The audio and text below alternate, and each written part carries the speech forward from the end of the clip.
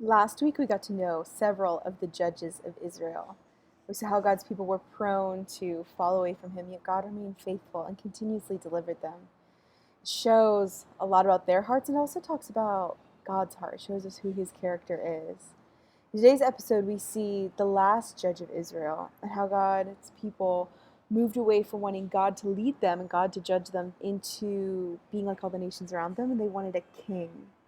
But throughout this transition, there is the judge Samuel. But in today's episode, Samuel hasn't even been born yet when we begin.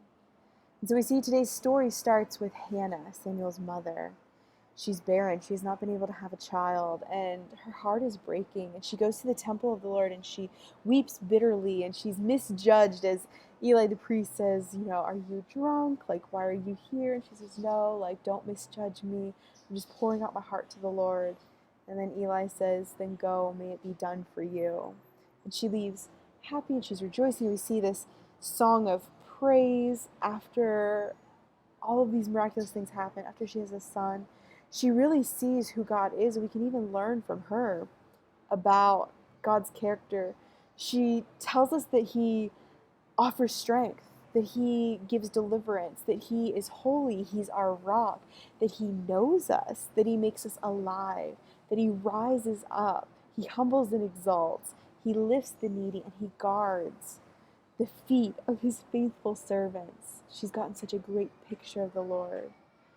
What I really appreciate about her story is she shares and pours her heart out to the right person, to God, and God responds to her, and then she gets this bigger picture of who He is. And we watch that Hannah actually gave Samuel her child, the one that she so longed for. She gave him back to the Lord, and this child was actually raised inside of the temple, and Eli helped to kind of raise the boy, and Samuel became an attendant or an aide to Eli. And so this wasn't like, Eli said the Lord will give you a son, now your son is mine, and I get to keep him. It wasn't anything weird like that. Like Hannah gave him back to the Lord, and Eli was serving as the priest at the time in the temple. And Eli is actually going to be used very instrumentally in the life of Samuel. Now, Samuel is a boy when we get to chapter 3, and we see that God is actually reaching out to Samuel and wants to reveal Himself directly to him. So if you turn to 1 Samuel chapter 3, we're going to read it right from the beginning.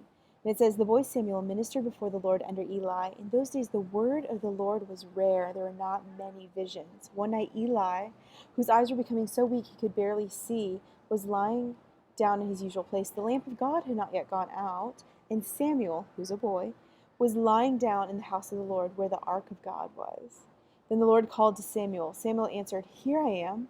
He ran to Eli and said, here I am, you called me? And Eli answered, I did not call. Go back, lie down. And so he went and lied down. Again the Lord called, Samuel. And Samuel got up and went to Eli and said, here I am, you called me? My son, Eli said, I did not call. Go back and lie down. Now Samuel did not yet know the Lord. The word of the Lord had not been revealed to him. A third time, the Lord called Samuel, and Samuel got up and went to Eli and said, here I am, you called me. And then Eli realized that the Lord was calling the boy. So Eli told Samuel, go and lie down. If he calls you, say, speak, Lord, for your servant is listening. So Samuel went and lay down in his place. The Lord came and stood there, calling as the other time, Samuel, Samuel. And then Samuel said, speak, Lord, for your servant is listening.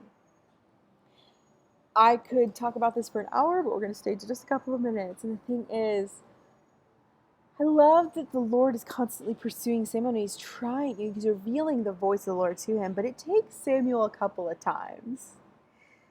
The Lord called out to him 4 different times, but yet God didn't basically look at him and say, okay, you didn't get it on time 1, so forget you, I don't need to speak to you anymore. God keeps calling out to him, and sometimes I think we're so afraid of failure with the Lord. We're so afraid that we're not going to get it right on the first time. But God is faithful. He's going to keep speaking. He's going to keep wanting to reveal His words to us.